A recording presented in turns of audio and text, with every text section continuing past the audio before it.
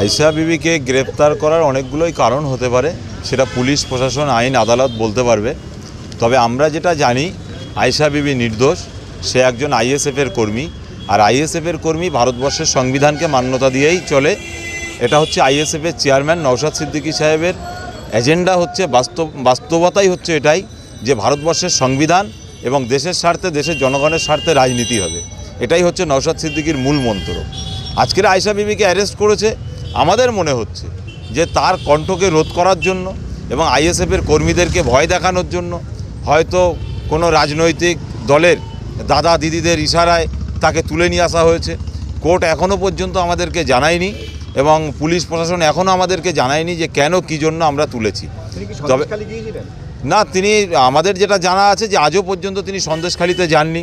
এই যে ঘটনা ঘটছে সন্দেশখালি নিয়ে, সেটা নিয়ে তিনি সন্দেশখালিতেও যাননি এবং বসিরহাটে গত কয়েকদিন আগে আমরা ইন্ডিয়ান সেকুলার ফ্রন্টের পক্ষ থেকে ডেপুটেশন দিয়েছিলাম এসপি অফিসে। সেখানেও কোনো ভাইলেন্স হয়নি, কোনো ঝুটঝামেলা হয়নি, কোনো মারামারি হয়নি এবং পুলিশ বন্ধুদের সঙ্গে আমরা সৎ ব্যবহার করেই সেই ডেপুটেশন দিয়েছি।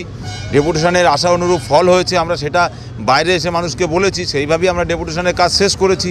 মিডিয়ার সমস্ত বন্ধুরাও জানে। আজকের কেন কী জন্য তাকে তোলা হলো, এটা প্রশাসন সদুত্তর আজও পর্যন্ত আমাদেরকে দিতে পারছে না। আমরা বারবার বিভিন্ন জায়গায় দরবার করছি যে আয়েশা বিবিকে কেন ধরা হলো, কী জন্য।